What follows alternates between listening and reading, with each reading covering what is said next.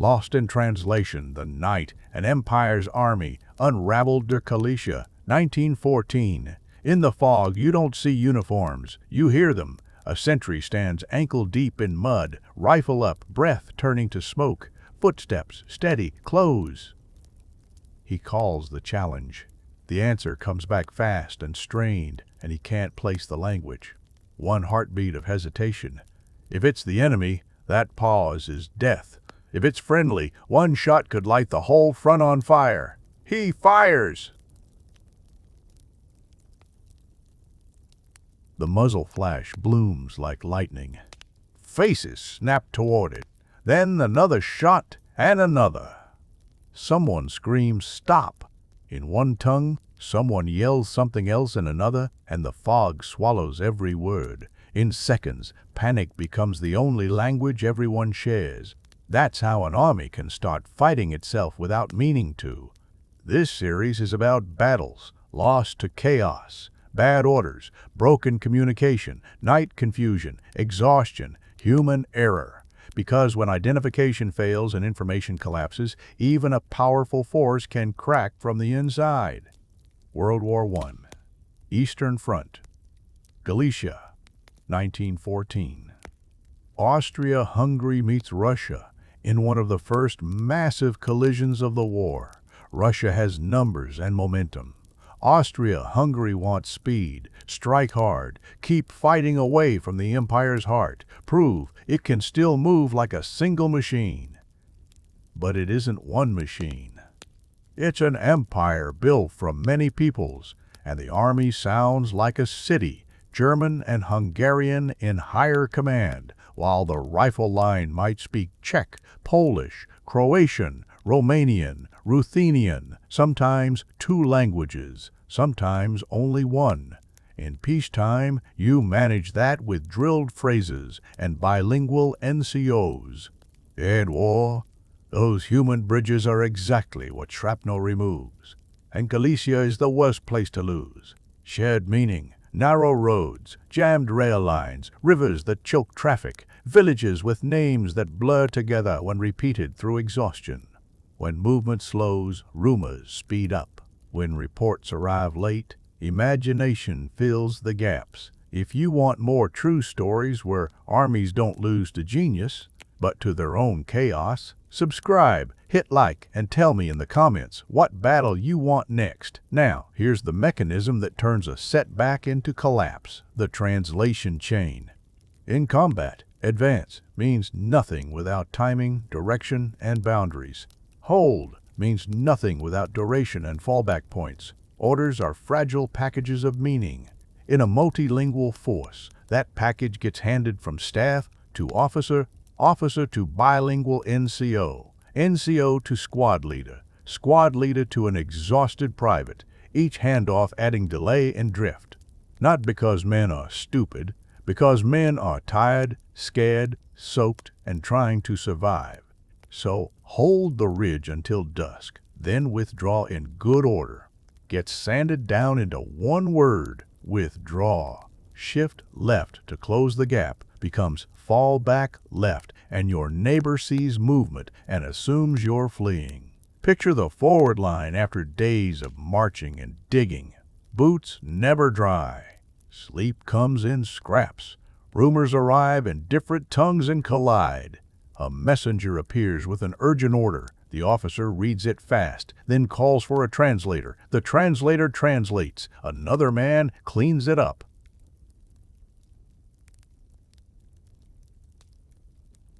The captain repeats it. By the time it reaches the trench, it's 3 dangerous words. Move. Left. Now. Left relative to what? Now. As in immediately or after the barrage, move to the ditch line, the road, the trees, the next unit. 2 paths split near a farmhouse. One squad takes the ditch. Another takes the road. A third unit. Different regiment. Different accents, shouts directions you can't parse. You choose what feels safest, not what's correct. And you copy the man beside you. If he moves, you move. If he fires, you fire. If he runs, you run.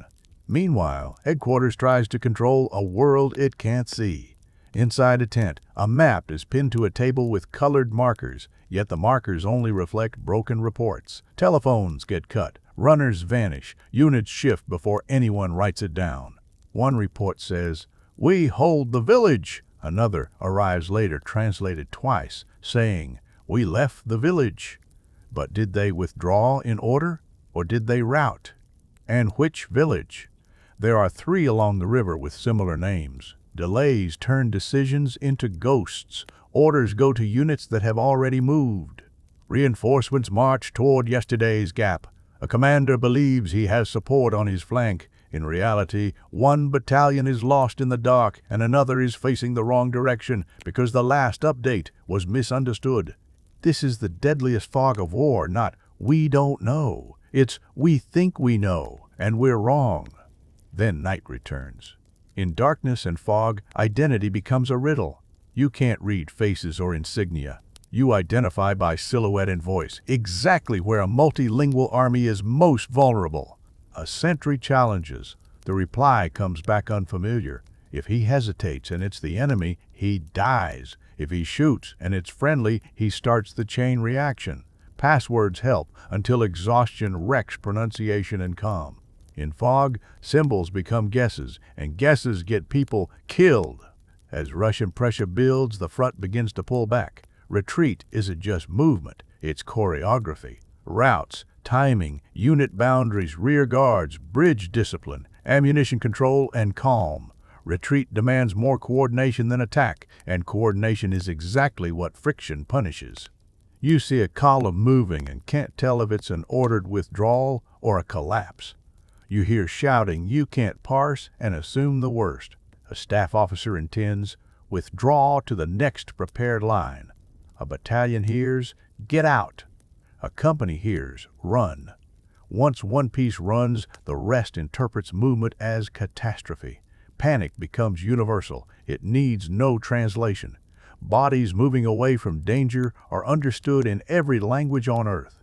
That's how a front unzips. Not because every soldier lacks courage, but because the system loses shared meaning. And when meaning dies, psychology takes command. Under stress, the brain compresses chaos into one brutal question: are we safe? It borrows certainty from whoever sounds confident because confidence feels like information. And fear spreads fast. Posture, speed, the look in someone's eyes. In battle, panic isn't just an emotion, it's a transmission. Multilingual conditions make it worse because reassurance doesn't travel cleanly. A calm order you don't understand is not calming, it's noise. Running is perfectly clear. So what's the lesson? Make intent robust. Build redundancy. Treat night identification like life support. Establish a shared minimum language formats, brevity, authentication, so the system doesn't fracture into isolated realities. If your orders can't survive being repeated through tired mouths and frightened brains, you don't have command. You have hope. A responsible reminder: Austria-Hungary setbacks in Galicia weren't caused only by language. Russia's advantages mattered, strategy and logistics mattered. But language friction helped small failures connect into one big failure, fast. Picture the aftermath. Exhausted columns on muddy roads, officers trying to rebuild units that no longer share the same mental map of the battlefield.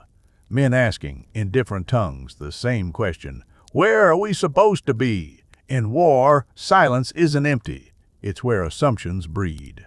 And assumptions kill, often faster than bullets, because in the end, the enemy doesn't always have to outthink you. Sometimes they just have to apply pressure until your system starts arguing with itself. Next time, we follow another battlefield where one misunderstood message and one wrong assumption turns order into a self-inflicted disaster. The most dangerous enemy isn't always the army in front of you. It's the chaos inside your own lines.